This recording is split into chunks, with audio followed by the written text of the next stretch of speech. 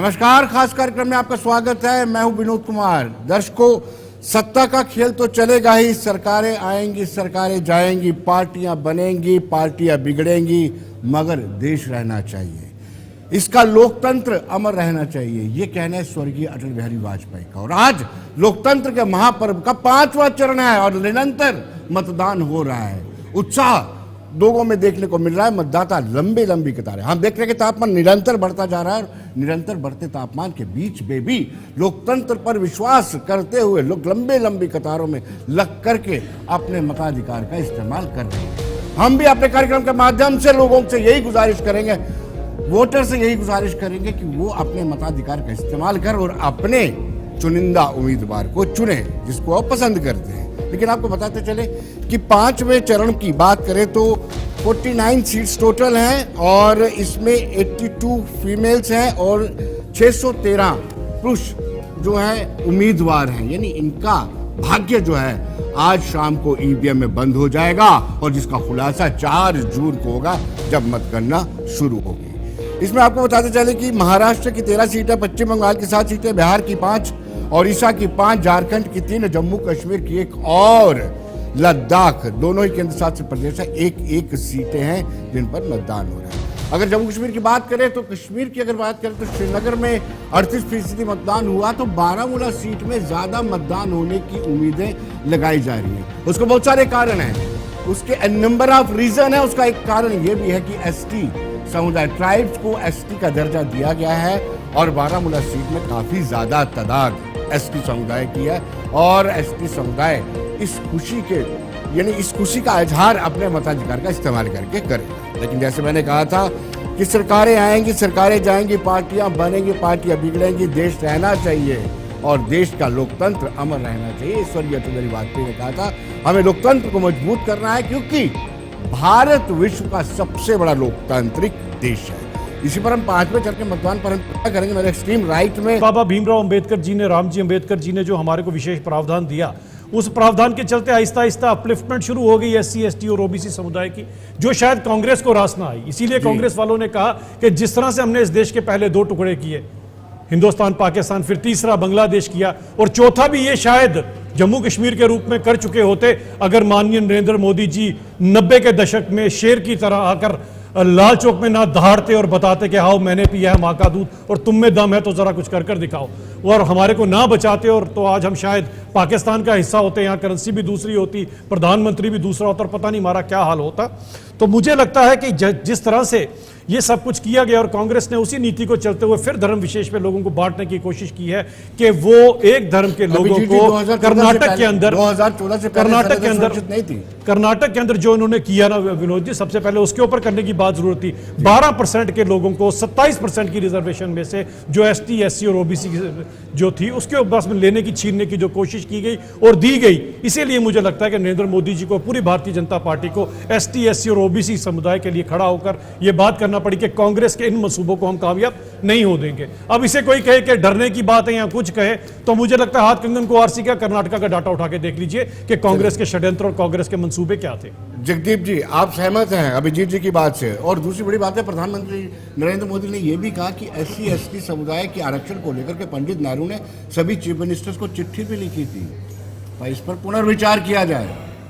विनोद जी, आपका आभार।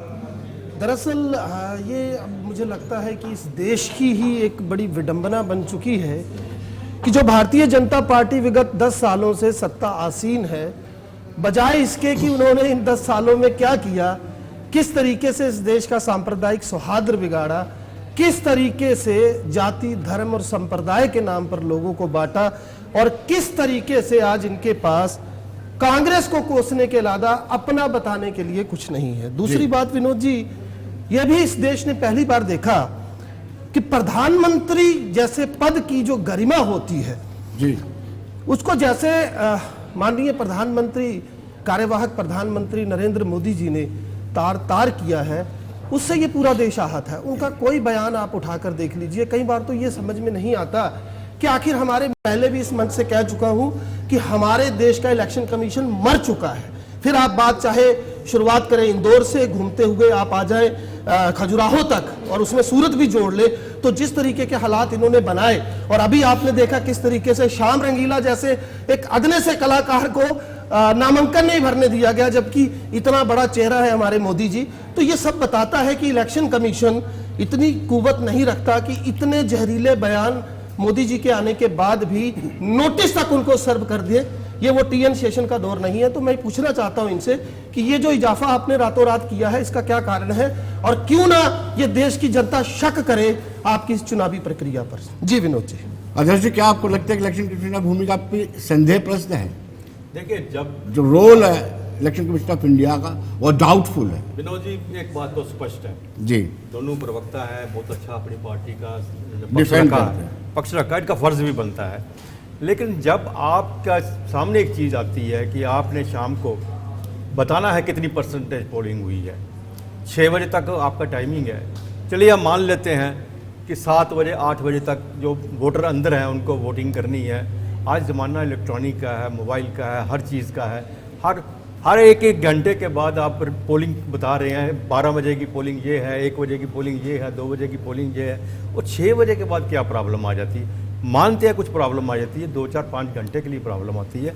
जब ऐसी बात सामने आती है जहाँ जब समय लग जाता है और समय के बाद बताया नहीं जाता, स्पष्ट नहीं किया जाता कि क्यों ऐसी बात हुई है, तो डेफिनेट जो शक की सुई है वो घूमती ही जाती है, उसकी तरफ जाएगी, इलेक्शन कमीशन की तरफ जाएगी। जहाँ तक आपने बात की है 5वें चरण की विनोद जी, तो 5वां चरण बहुत ही इंपॉर्टेंट इलेक्शन है। 400 के पार का जो नारा भारतीय जनता पार्टी ने दिया है, ये 5वां चरण उनके लिए बहुत इंपॉर्टेंट है, क्योंकि इसमें से उत्तर प्रदेश, महाराष्ट्र और वेस्ट बंगाल जो है बहुत मायना रखते हैं।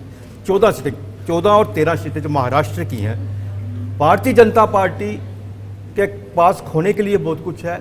अगर जैसे इंडिया गठबंधन आप कह रहे हैं जो बना हुआ है, उसके पास खोने के लिए कुछ भी नहीं है, क्योंकि इसमें से मैक्सिमम सीटें जो भारतीय जनता पार्टी के पास थी।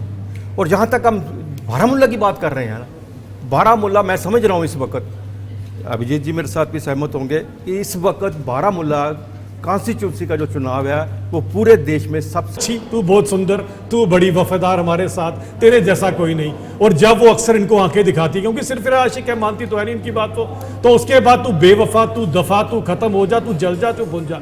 उसी चक्कर में जो बेचारे हैं उसके जो ईवीएम के मैं कहूँगा माँ बाप जिसे कहा जाता है, यानी कि जो इलेक्शन कमीशन है, उन बेचारों को भी अपनी उस बहू के लिए, अपनी उस बेटी के लिए हमेशा अपशब्द सुनना पड़ता है। अब करे क्या? कुछ करतूतें कांग्रेस की ऐसी हैं कि वो नहीं मानती ईवीएम इनकी बात, जहां मान जाती है वहां पर तो ईवीएम बड़ी अच्छी है, वहां पर इलेक्शन कमीशन बड़ा अच्छा है, भले वो हिमाचल हो बहुत अच्छा हो जाएगा, भले वो बाकी इलाकों में बड़ा अच्छा हो जाएगा, लेकिन जब इनको लोग अपने दिखाते हैं कि हमें कांग्रेस पसंद नहीं है, तो कांग्रेस ने सारा ठीकरा ईवीएम पे ठोकना बिल्कुल इनके लिए तय है। और आज आप सोच सकते हैं इसी डिबेट से जो निकल कर आएगा विनोद जी, वो 4 जून का आपके सामने नतीजा है कि कांग्रेस ने ईवीएम का राग लापना शुरू कर दिया।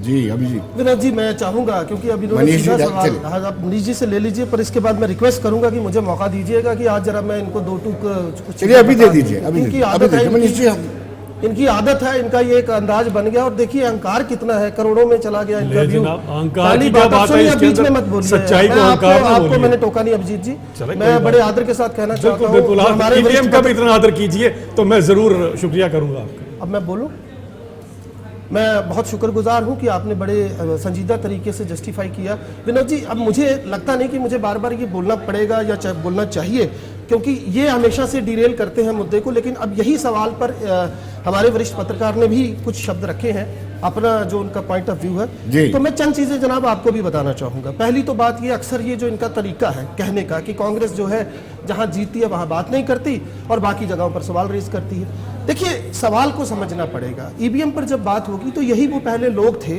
जिन्होंने सबसे पहले ईवीएम का विरोध किया। आज परिस्थिति ये है, 4 मैंने अहम तरीन मुद्दे रखे थे, नटशेल में रखूंगा। सबसे पहला कि ये जो ईवीएम जिसकी ये बात करते हैं, 20 लाख ईवीएम मशीनों का पता ही नहीं वो कहां है, और ये आरटीआई से निकलकर जवाब आया जो ईसीआई ने दिया। दूसरा, जो 2 कंपनीज ईवीएम बनाती हैं उनमें से एक कंपनी के आउट ऑफ 7 डायरेक्टर्स में से 4 भाजपा के हैं, और तीसरा जो ईसीआई ये कमिटमेंट के साथ, बड़े दावे के साथ कहता है कि हमारा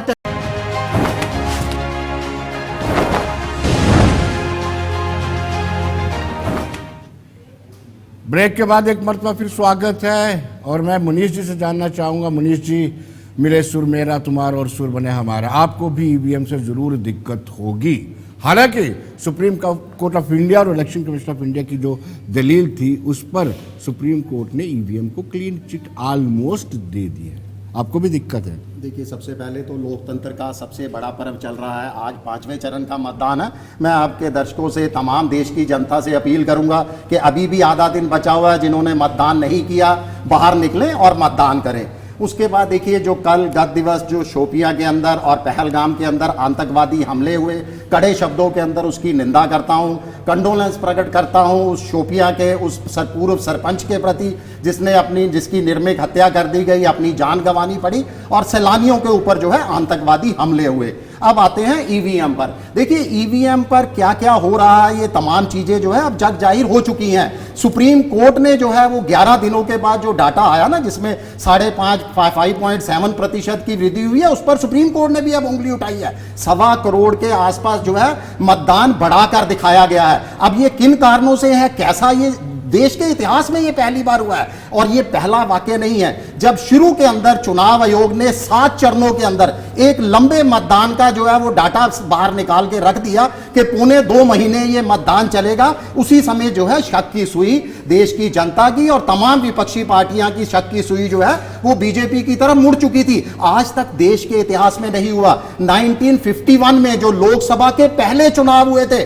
नवंबर में शुरू हुए थे और अगले 1952 के फरवरी में जाकर खत्म हुए थे। इस जो इतने बड़े पैच के बाद इस बार 2024 के अंदर इतना बड़ा मतदान हो रहा है 7 चरणों के अंदर। अरे ये तो बात करते थे 1 नेशन 1 इलेक्शन की, उस समय आज ये देश की 543 सीटों पर एक साथ चुनाव नहीं करवा सकते, तो कैसे लोकसभा और असेंबली के चुनाव एक साथ होंगे? देखिए, उंगली उठना लाजमी है। उंगली इसलिए उठेगी कि कहाली के अंदर कांग्रेस के बड़े नेता दिग्विजय सिंह ने वहां पर जो है एमपी के अंदर वहां पर दिखाया है, उसकी अर्जी भी लगाई है सुप्रीम कोर्ट के अंदर। सिंबल लोडिंग यूनिट वहां से ईवीएम से गायब है, जिसका चुनाव के दौरान सुप्रीम कोई भी व्यक्ति जो है वो घर से बाहर नहीं निकलता है, मगर वोटर इक्का दुक्का होकर अब घरों से बाहर निकल रहे हैं और उनका यह साफ कहना है कि हम इस बार वोट जो है विकास के रफ्तार पर कर रहे हैं और आने वाले समय में उम्मीद यह है सरकार से कि हमारी रिहेबिलिटेशन जो है उस पर भी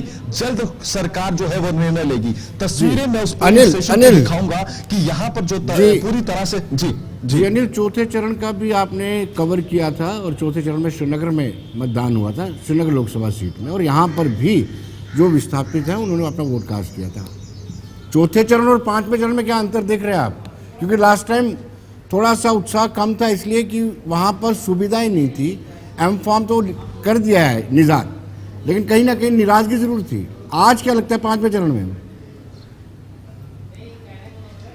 देखिए, 5वें चरण में उत्साह डबल देखने को मिल रहा है। हालांकि नाराजगी जरूर थी, नाराजगी देखने को यह मिली थी कि नाम ना होने से और पूरी सुविधा ना मिलने से वोटर घरों से बाहर जरूर निकला था और उसका लाभ ना मिलने से वो नाराज होकर अपने घरों में वापस लौटा। मगर जो सुबह से ही हम 7 बजे से देख रहे हैं कि 7 बजे से पहले ही यहां पर वोटर पहुंच चुके थे और इंतजार कर रहे थे कि टीमें यहां पर जब दरवाजा ओपन होगा और जमकर भारी तादाद में वोटिंग होगी, उसी का एक पूरी तरह से हमें वो तस्वीर भी दिखी है और उसका आनंद भी यहां पर देखने को मिला है। और जिस तरह से मैंने जिक्र किया है, राहुल भट्ट की बात करता हूं, आज वो दुनिया में नहीं है मगर उनका परिवार यहां पहुंचा था, उनकी धर्मपत्नी वहां पर पहुंची थी, उनके पिताजी यहां पर पहुंचे थे, उनकी माताजी यहां पर पहुंची थी। उन्होंने जब बात की है तो उन्होंने ये कहा कि डंके की चोट पर हम कहते हैं कि आने वाली जो सरकार होगी वो दृढ़ सरकार होगी और दृढ़ फैसले लेगी और दृढ़ फैसलों से जो है आने वाले जो देश के।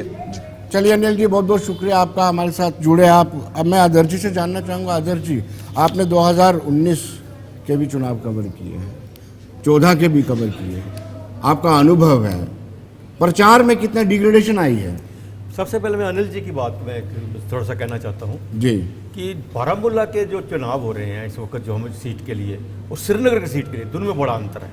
जो जोश जो है ना बारामूला के चुनावों में है, वो श्रीनगर के चुनावों में नहीं था। शायद ये लग रहा है कि वीआईपी सीट है, क्योंकि उमर अब्दुल्ला भी वहाँ से खड़े हैं और इन्वेस्टमेंट अगर थी 8.48 से 12.35 के ऊपर आई। नेशनल हाईवे जो रोज की 12 किलोमीटर बनती थी अब 28 किलोमीटर बनती इस है। पर वोट इसके मांगिए। अलावा देखिए एयरपोर्ट 74 थे, 100-150 एयरपोर्ट बन वोट गए। इस पर मेडिकल मांगिए। कॉलेज हम तो सब आंकड़े दिखाए इनको, वोट वो इस सारी पर दुनिया ने मांगिए। कही। लेकिन बात यह आती है कि कांग्रेस ने क्या किया इसके अंदर। कांग्रेस ने यही कोशिश की कि कहीं पर देश ये ना जाने कि 10 साल से देश कहां से कहां पहुंच गया। इसीलिए कांग्रेस ने इसके अंदर ये नई चीजें ऐड करने की कोशिश की कि देश का ध्यान भटकाया जाए, इससे देश को अलग रखा जाए। तभी इन्होंने अपनी ये सारी की सारी अपने चीजों के अंदर, अपने मैनिफेस्टो के अंदर चीजें लाकर रख दी।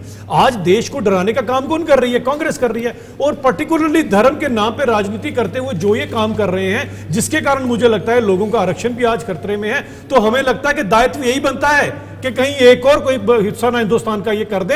यही कांग्रेस है जो कहती थी साउथ इंडिया भी अलग कर दो। इन्होंने कहा था ना दक्षिण भारत अलग हो जाना चाहिए। अरे ये कांग्रेस टुकड़े करने पर आई हुई है और टुकड़े गैंग का जो लीडर है उसको उन्होंने दिल्ली से खड़ा किया हुआ है। तो क्या लोगों को बचाना नहीं है? क्या आज हिंदुस्तान की एकता अखंडता क्या खतरे में नहीं है? ऐसे टाइम में मुझे लगता है, क्योंकि हाथ कंगन को आरसी का लोगों ने सारे आंकड़े देख लिए कि आप देखिए मेडिकल कॉलेजेस 397 के करीब थे आजादी से लेकर आज तक, और आज 800 के करीब पहुंच गए। हर एक चीज के जो आंकड़े देकर हम इनके साथ बात करते हैं तो कांग्रेस के पेट में दर्द होता है। इसीलिए कांग्रेस क्या करती है, लोगों को इधर उधर भटकाने की कोशिश करती है। और आज इतना बड़ा गठबंधन बनाने के बाद इंडिया अलायंस के अंदर अपनी सोच वाले, देश को तोड़ने वाली सोच वाले, मार्क्सिस्ट सोच वाले लोगों को अपने साथ रखने के बाद भी जब कांग्रेस को पता लग रहा है कि हम 40 से आगे नहीं जाएंगे, जब कांग्रेस को पता लग रहा है कि इस बार भी 10% का आंकड़ा नहीं होगा और इस बार भी कोई लीडर ऑफ अपोजिशन नहीं होने वाला है, तो कांग्रेस इस तरह की राजनीति करेगी। और मैं समझ सकता हूं मदद तो पार से भी आ रही है, मदद तो पार से भी आ रही है। आपके सामने फवाद चौधरी यहां से बोल रहे हैं राहुल गांधी जी को बनाए हमारा प्रधानमंत्री, हिंदुस्तान का प्रधानमंत्री बनाए, हमें सूट करता है। आज पाकिस्तान से भी इनके लिए अगर वहां से भी अगर इनके लिए कैंपेनिंग की जा रही है, क्या देश को खतरा नहीं है? क्या देश को बताना नहीं चाहिए कि कांग्रेस की नीति क्या है? इसलिए मुझे लगता है कि जो कुछ भी किया जा रहा है पब्लिक को अवेयर करने के लिए हमने अपना काम कर दिया। 10 साल के आंकड़े लोगों के सामने लोग जानते हैं, लेकिन कांग्रेस की इस राजनीति के अंदर जिस तरह से 60-70 साल देश ने सफर किया है, फिर से देश ना फंस जाए इसके अंदर। इसीलिए मुझे लगता है अवेयरनेस बड़ी जरूरी है। हम मानते हैं 10 सालों में जो कुछ आपने आंकड़े गिन के दिखाए हैं, जो कुछ दिखाया सब कुछ हुआ है, फिर भी आप क्यों नहीं इन आंकड़ों के आधार पर प्रचार करते हैं? पर कांग्रेस जब है ही कुछ नहीं, किया ही कुछ नहीं। मुझे लगता है लोग बकवाद अली के नाम से ज्यादा बेहतर जानते हैं, उसका हवाला देकर राहुल जी को घेर रहे हैं। तो मैं आपसे पूछना चाहता हूं कि जनाब, जब इस देश के बुद्धिजीवियों ने माननीय प्रधानमंत्री नरेंद्र मोदी और राहुल गांधी जी को पत्र लिखकर यह कहा कि भैया अमेरिका जो दुनिया की सबसे बड़ी डेमोक्रेसी है, वहां पर रिपब्लिकन और डेमोक्रेट्स के कैंडिडेट बैठते हैं, प्रेसिडेंशियल कैंडिडेट, और 70% आबादी वहां की, क्योंकि मैं खुद इसको व्यक्तिगत तौर पर भी जानता हूं, तो 70% आबादी उस इंटरव्यू के बाद, उस डिस्कशन के बाद तय करती है किसको वोट देना है। तो क्यों नहीं आ जाते हमारे मोदी जी इस डिबेट में हिस्सा लेने के लिए? साफ स्पष्ट हो जाएगा कि असली पप्पू कौन है। और दूसरी बात, बार बार अगर उनके बयानों को आप देखें, ये आंकड़ों का हवाला दे रहे हैं। मैं पूछना चाहता हूं, जिस मुल्क में प्रति घंटा 2 किसान और 1 नौजवान आत्महत्या करे, जिस मुल्क में एसेंशियल कमोडिटीज जो है उनका जो उनका उपभोक्ता संबंधी जो उनका आंकड़ा है वो इतना नीचे आ जाए कि आज तक के पिछले सारे रिकॉर्ड तोड़ दे। और महंगाई की बात पर जब ये बात करते हैं बार बार, मैं इनसे पूछना चाहता हूं जनाब, कहां है आपका मेक इन इंडिया का शेयर? कहां का स्किल इंडिया? कहां है आपका वो तमाम जो आप बड़े बड़े दावे करते थे, जितनी आपने योजनाएं लाई थी? आप नोटबंदी पर क्यों नहीं वोट मांगने जाते? आप क्यों उन तमाम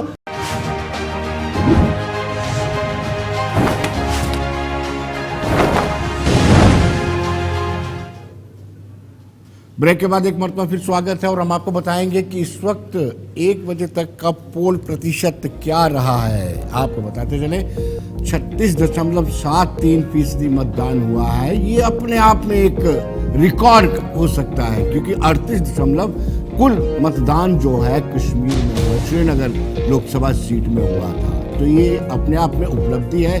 जैसे हम कह रहे थे लद्दाख में 52% हो चुका है, तो लद्दाख में तो कांटे की टक्कर है। वहां फिर कितने लंबे समय से आंदोलन चल रहा था 6 शेड्यूल को लेकर के, अलग कॉन्स्टिट्यूंसीज को लेकर के, अपने राइट्स को लेकर के एक लंबा संघर्ष चल रहा था। तो कहीं ना कहीं 36.73% मतदान हुआ है अभी तक बारामूला सीट पे। ये अच्छा है। लद्दाख में 52%, महाराष्ट्र में 27% हुआ है, ये कम मतदान है। पश्चिमी बंगाल में, वेस्ट बंगाल में अक्सर ज्यादा ही मतदान हो रहा है। यूपी में 39% हुआ है, उड़ीसा में 35%, महाराष्ट्र में 27%, लद्दाख में 52%, झारखंड में 41%, जम्मू कश्मीर में 34%, बिहार में 34%, कुल वोटिंग 36.73% हुई है, जिससे आप अंदाजा लगा सकते हैं कि कहीं ना कहीं मतदाता बाहर निकला है और अपने मताधिकार का इस्तेमाल कर रहा है। जैसे मैंने पहले भी कहा था कि अटल बिहारी वाजपेयी जी की कविता के कुछ प्रसंग आपको बता। जी, बड़गाम से हमारे साथ सीधे जुड़ चुके हैं वीरवा हल्के से खड़े हुए जहूर हुसैन, हमारे संवाददाता हैं। जहूर, आप मुझे सुन पा रहे हैं? जी विनोद, मैं आपको सुन पा रहा हूँ। जी जहूर, आप बताएंगे कि इस वक्त यहाँ पर कितना उत्साह है और क्या वाकई में लोग इंतजार करके अपना वोट कास्ट कर रहे हैं, लंबी लंबी कतारों में खड़ा होकर के? जी बिल्कुल, अगर हम यूथ की बात करें जो इससे जुड़ चुके हैं वोटिंग से और जिनको ये पहली बार वोट डालना है, वो बहुत ही उत्साहित हैं और उसको वोट से बदलना चाहता है कि वो उसको ऐसे आदमी को अंदर नहीं जाने देगा पार्लियामेंट में जो इनकी आवाज दबा देगा वहां और 370 खत्म करने वालों के साथ मिलेंगे। ये उस नुमाइंदे को भेजना चाहते हैं जो इनकी आवाज पार्लियामेंट में 370 और 35A के मुतालिक उठाए। जी शुक्रिया हमसे बात करने के लिए। तो ये साहब जी थे हमसे बात कर रहे थे। जहूर, बहुत बहुत शुक्रिया आपका हमारे साथ जुड़ने के लिए, धन्यवाद जहूर, थैंक यू वेरी मच। और अभिजीत जी से जानना चाहेंगे। अभिजीत जी, ये बताइए, कितना संगीन आरोप लगाया है कि आपके प्रधानमंत्री, देश के प्रधानमंत्री अलग अलग राज्यों में जाकर के अलग अलग भाषा बोलते हैं? विनोद जी, सबसे पहले तो क्योंकि अभी एनसी के किसी वर्कर से पूछ रहे थे, तो देखिए सामने क्या पता लगता है, खुद ही बोल रहे हैं यहाँ पर। और उन्होंने कहा कि युवा यहाँ पर भारी मतदान कर रहा है, सबके सब निकले हुए बाहर, क्योंकि वहाँ का जो मेंबर पार्लियामेंट है उससे डिससेटिस्फाइड है। और 370 की बात करते हैं, तो जब 370 तोड़ा गया तो ये वाला मेंबर पार्लियामेंट तो उस समय अकबर लोन हुआ करता था। यस। तो दूसरी बात यहाँ पर सबसे बड़ी ये आती है कि यहीं से पता लग रहा है कि लोग इनको चेंज करने के लिए परिवारवाद से ऊब कर आज बाहर निकले हैं, ताकि एक नई चीज वहां से आए और नया कोई प्रत्याशी आए जो जाकर उनकी बात कर सके आगे। और ये जवाब खैर खुद ही मिल जाएगा नेशनल कॉन्फ्रेंस को बहुत जल्दी। अब दूसरी बात आती है कांग्रेस की। कांग्रेस देखिए, कांग्रेस फिर से बात आ गई और फिर बड़ा बुरा लगता है जब मैं जगदीप जी को जवाब देता हूं भ्रष्टाचार की बात कांग्रेस के मुंह से। अरे भाई साहब, मुझे बताएं, पहले तो मैं आपको 363 करोड़ का हिसाब किताब मांगते मांगते थक गया झारखंड का, और अभी आलमगीर आलम आप ही के मंत्री पकड़े गए झारखंड से 36 करोड़ रुपए के साथ। ये अभी थोड़े दिन पहले। अब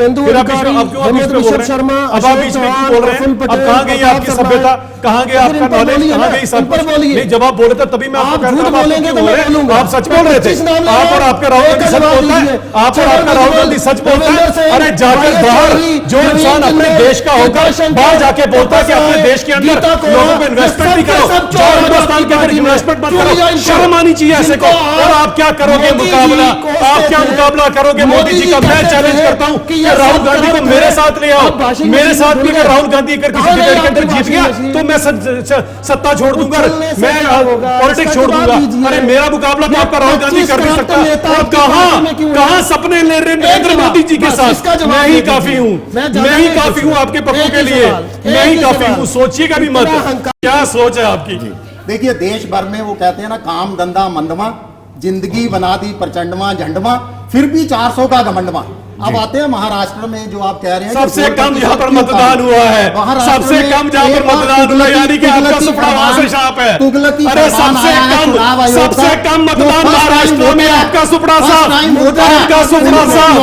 वर्ली से शुरू हुई पार्टी बैंक स्टैंड में जाके खत्म, वर्ली से शुरू हुई पार्टी बैंक स्टैंड में जाके खत्म हो गई। और सबसे कम मतदान महाराष्ट्र के अंदर ये बता रहा है कि महाराष्ट्र में भी काल्पनिक शिवसेना का सुपड़ा साफ। अब एक महाराष्ट्र के अंदर 28% बना रही है। कि कर दी काल्पनिक इन्होंने। शिवसेना मुझे का लगता है कि ऊपर काल्पनिक से शिवसेना आदेश का आता है सूत्र साफ हो बीजेपी चुका है। के ये तमाम महाराष्ट्र के नेताओं लोगों ने को बता कि दिया। आप 4 पाकिस्तान जून को को लेकर पता आइए। लग जाएगा, और पाकिस्तान 4 से भी जून बड़ा को पता लग वो जाएगा प्रज्वल कि रमन्ना थे ना, काल्पनिक उसके बाद शिवसेना राम खत्म हो रहीम, चुकी है। अब राम रहीम काल्पनिक आने वाले हैं शिवसेना, छठे और सातवें इंडिया में। अलायंस राम की रहीम ने इंडिया बरोल की अलायंस की application पार्टनर forward कर काल्पनिक दी है। शिवसेना अब जो वो वर्ली से आकर शुरू जो है होती है और उनका जाकर जो है बैंड स्टैंड बीजेपी पे का खत्म हो प्रचार जाती है। करेंगे। जो वर्ली से जहां शुरू तक होकर बैंड शिवसेना स्टैंड की पे बात खत्म है, होती है शिवसेना को आप काल्पनिक शिवसेना, जो मर्जी शिवसेना आप ना लोग बोलिए, असली काल्पनिक शिवसेना कहो, हमारे कुछ भी साथ है। कहो। असली आपके- शिवसेना आपकी काल्पनिक। आपके- अरे आप राम भगवान को काल्पनिक कहते हो, तो आपके आपकी शिवसेना प्रमुख ने तो काल्पनिक है। संघ को भी आपकी कह दिया। शिवसेना वो तो काल्पनिक है। संघ को भी असली कह रहे हैं, शिवसेना खत्म बाला करने का साहब प्रयास ठाकरे किया जा रहा की है। शिवसेना कि हमारे संघ का साथ कोई आपकी रोल काल्पनिक नहीं है। शिवसेना है। ऐसा ये कोई काल्पनिक नहीं शिवसेना है। ये गौर से कि सुन अपना लो, जिसको सभी के बीजेपी सभी में लोग सुन पकड़ रही लीजिए। है। और महाराष्ट्र देखिए, के लोगों को मैं आप- अपील करूंगा, आप इस ये काल्पनिक बोल रहे हैं, शिवसेना फिर से मैं अपना एक लाइन पीछा से बोलूंगा। छुड़वाएं। इन्हीं महाराष्ट्र के बोलूंगा। लोगों को अपील करता हूँ,